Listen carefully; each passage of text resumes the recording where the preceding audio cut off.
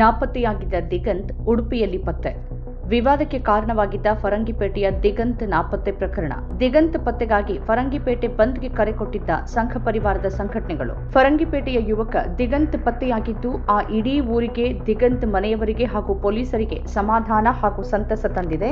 ಆದರೆ ಬಿಜೆಪಿ ಮತ್ತು ಸಂಘ ಪರಿವಾರಕ್ಕೆ ಮಾತ್ರ ಇದರಿಂದ ತೀವ್ರ ನಿರಾಸೆಯಾಗಿದೆ. ಒಂದು ಸುವರ್ಣಾವಕಾಶ ಕೈ ತಪ್ಪಿತು ಅಂತ ಅವು ಬೇಸರದಲ್ಲಿವೆ. ಫೆಬ್ರವರಿ 25ರಂದು ಸಂಜೆ 7 ಗಂಟೆಗೆ ಕಾಣೆಯಾಗಿದ್ದ ಫರಂಗಿಪೇಟೆಯ ಕಿದಬೆಟ್ಟು ನಿವಾಸಿ ದ್ವಿತೀಯ ಪಿಯು ವಿದ್ಯಾರ್ಥಿ ದಿಗಂತ್ ಕೊನೆಗೂ ಶನಿವಾರ ಮಾರ್ಚ್ 8ರಂದು ಸುರಕ್ಷಿತವಾಗಿ ಪತ್ತೆಯಾಗಿದ್ದಾನೆ.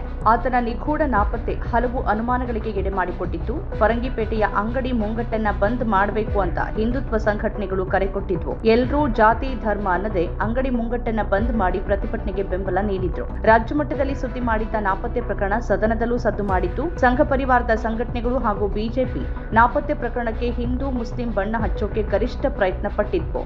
ಮುಸ್ಲಿಂ ಜನಸಂಖ್ಯೆ ಜಾಸ್ತಿ ಇರುವ ಫರಂಗಿಪೇಟೆಯ ಭಾಗದಲ್ಲಿ ಗಾಂಜಾ ವ್ಯಸನಿಗಳು ಹೆಚ್ಚಾಗಿದ್ದಾರೆ, ಅವರಿಂದಲೇ ಈ ಕೃತ್ಯ ನಡೆದಿದೆ ಅಂತ ಹಿಂದುತ್ವ ಸಂಘಟನೆಗಳು ಆರೋಪ ಮಾಡಿದ್ವು. ಇದೇ ಧಾಟಿಯಲ್ಲಿ ಮಂಗಳೂರಿನ ಬಿಜೆಪಿ ಜನಪ್ರತಿನಿಧಿಗಳು ಹಾಗೂ ಪದಾಧಿಕಾರಿಗಳು ತೀರಾ ಕೆಟ್ಟದಾಗಿ ಮಾತಾಡಿದ್ರು. ಇದೀಗ ನಾಪತ್ತೆಯಾಗಿದ್ದ ಫರಂಗಿಪೇಟೆಯ ಕಿದಬೆಟ್ಟು ನಿವಾಸಿ ವಿದ್ಯಾರ್ಥಿ ದಿಗಂತ್ ಸುಮಾರು 10 ದಿನಗಳ ಬಳಿಕ ಮಾರ್ಚ್ 8ರಂದು ಉಡುಪಿಯಲ್ಲಿ ಪತ್ತೆಯಾಗಿದ್ದಾನೆ ಅಂತ ದಕ್ಷಿಣ ಕನ್ನಡ ಜಿಲ್ಲಾ ಎಸ್ಪಿ ಯತೀಶ್ ಎನ್ ಖಚಿತಪಡಿಸಿದ್ದಾರೆ. ಹೀಗಾಗಿ ಕರಾವಳಿಯಲ್ಲಿ ಮತ್ತೊಮ್ಮೆ ಕೋಮು ಬೆಂಕಿ ಹಚ್ಚುವ ಬಿಜೆಪಿ ಹಾಗೂ ಸಂಘ ಪರಿವಾರದ ಹುನ್ನಾರ ವಿಫಲವಾಗಿದೆ. ಫರಂಗಿಪೇಟೆ ಮುಸ್ಲಿಂ ಬಾಹುಳ್ಯದ ಪ್ರದೇಶ ಅನ್ನೋ ಒಂದೇ ಕಾರಣಕ್ಕೆ ದಿಗಂತ್ ನಾಪತ್ತೆ ಪ್ರಕರಣಕ್ಕೆ ಕೋಮು ಬಣ್ಣ ಹಚ್ಚೋಕೆ ಹಾಗೂ ಇಡೀ ಊರಿಗೆ ಕ್ರಿಮಿನಲ್ ಹಣೆಪಟ್ಟಿ ಕಟ್ಟೋಕೆ ಮುಂದಾಗಿದ್ರು ಬಿಜೆಪಿ ಹಾಗೂ ಸಂಘ ಪರಿವಾರದ ನಾಯಕರು. ಈ 10 ದಿನದಲ್ಲಿ ಬಿಜೆಪಿ ಜನಪ್ರತಿನಿಧಿಗಳು ಹಾಗೂ ಸಂಘ ಪರಿವಾರದ ನಾಯಕರು ಕೊಟ್ಟ ಪ್ರಚೋದನಕಾರಿ ಹೇಳಿಕೆಗಳು ಹೀಗಿವೆ. ಶಾಸಕ ಭರತ್ ಶೆಟ್ಟಿ, ಈ ಪ್ರಕರಣ ಗಾಂಜಾ ಪ್ರಕರಣಕ್ಕೆ ಸಂಬಂಧಪಟ್ಟಿದೆ ಅಂತ ಬಹಳ ಜನ ಹೇಳ್ತಿದ್ದಾರೆ. ಸಾರ್ವಜನಿಕ ವಲಯದಲ್ಲಿ ಪೊಲೀಸ್ ಇಲಾಖೆ ಮೇಲೆ ಗೌರವ, ನಂಬಿಕೆ ಕಳೆದು ಹೋದ್ರೆ ಸಾರ್ವಜನಿಕರು ಮತ್ತು ನಾವು ಹೋರಾಟ ಮಾಡಬೇಕು ಅನ್ನೋ ಪ್ರಶ್ನೆ ನಮ್ಮನ್ನ ಖಂಡಿತ ಕಾಡುತ್ತೆ.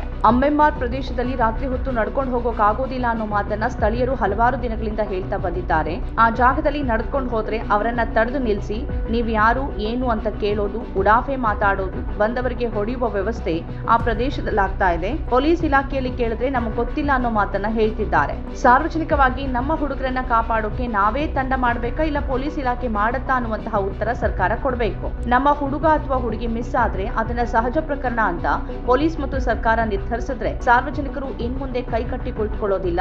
ನಮ್ಮ ಇತಿಮಿತಿಯನ್ನ ಮೀರುವ ಪರಿಸ್ಥಿತಿ ನಮಗೆ ಬರಬಾರದು. ಪೊಲೀಸ್ನವರಿಗೆ ಈಗ ವಿನಂತಿಸಿಕೊಳ್ತಿದ್ದೇವೆ, ಇನ್ನು ಮುಂದೆ ವಿನಂತಿಸಿಕೊಳ್ಳುವ ಪರಿಸ್ಥಿತಿ ಬರುತ್ತೋ ಇಲ್ವೋ ಗೊತ್ತಿಲ್ಲ. ಸರಿಯಾದ ವಿಚಾರಣೆ ಮಾಡದೇ ಇದ್ರೆ ಸಮಾಜ ಬಹಳ ಸಮಸ್ಯೆಗಳನ್ನ ಎದುರಿಸಬೇಕಾಗತ್ತೆ. ನಮ್ಮ ರಕ್ಷಣೆ ಪೊಲೀಸ್ ಇಲಾಖೆ ಮಾಡೋದಿಲ್ಲ ಅಂದ್ರೆ ಹೇಳಿ ಸಾರ್ವಜನಿಕವಾಗಿ ನಾವೇ ನಮ್ಮ ಟೀಮ್ ಅನ್ನ ಕಟ್ತೀವಿ.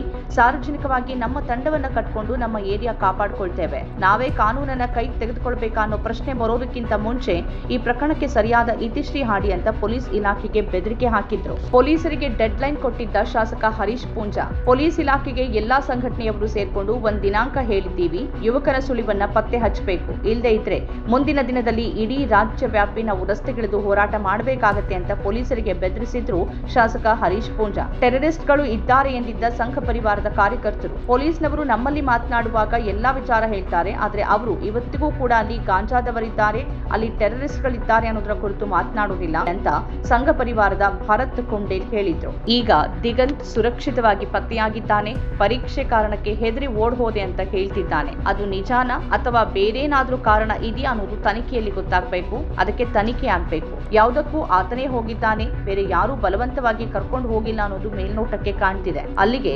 ಫರಂಗಿಪೇಟೆಯಲ್ಲಿ ಬಿಜೆಪಿ ಹಾಗೂ ಸಂಘ ಪರಿವಾರದ ಷಡ್ಯಂತ್ರವೊಂದು ಬೋರ್ಲು ಬಿದ್ದಿದೆ. ಯಾವುದೇ ಆಧಾರವಿಲ್ಲದೆ ಕೇವಲ ಮುಸ್ಲಿಂ ದ್ವೇಷದಿಂದಲೇ ಪ್ರತಿಯೊಂದು ಘಟನೆಯನ್ನ ನೋಡುವ, ಅದನ್ನ ಕೋಮುವಾದಿ ದೃಷ್ಟಿಯಲ್ಲಿ ಚಿತ್ರಿಸುವ ತೀರಾ ಸಂಘದ ಕೊಳುಕು ಮನಸ್ಥಿತಿ ಫರಂಗಿಪೇಟೆಯಲ್ಲಿ ಬಯಲಾಗಿದೆ.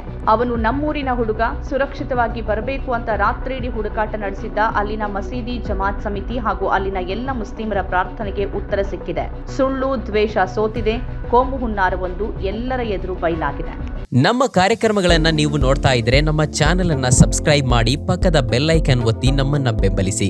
ಹಾಗೆ ನಮ್ಮ ಕಾರ್ಯಕ್ರಮಗಳನ್ನ ಲೈಕ್ ಮಾಡಿ, ಕಮೆಂಟ್ ಮಾಡಿ, ಅದನ್ನ ಬೇರೆಯವರಿಗೂ ವಾಟ್ಸ್ಆಪ್ ಮೂಲಕ ಶೇರ್ ಮಾಡಿ. ನೀವು ಹೀಗೆ ಮಾಡಿದಾಗ ನಮ್ಮ ಚಾನೆಲ್ ಇನ್ನಷ್ಟು ಮತ್ತಷ್ಟು ಜನರಿಗೆ ತಲುಪಲು ನೀವು ನಮ್ಮೊಂದಿಗೆ ಸಹಕರಿಸಿದ ಹಾಗಾಗುತ್ತೆ. ಇದು ನೀವು ಯಾವುದೇ ಖರ್ಚಿಲ್ಲದೆ ಕೆಲವೇ ಸೆಕೆಂಡುಗಳಲ್ಲಿ ನೀಡಬಹುದಾದ ಸಹಕಾರ. ಧನ್ಯವಾದಗಳು.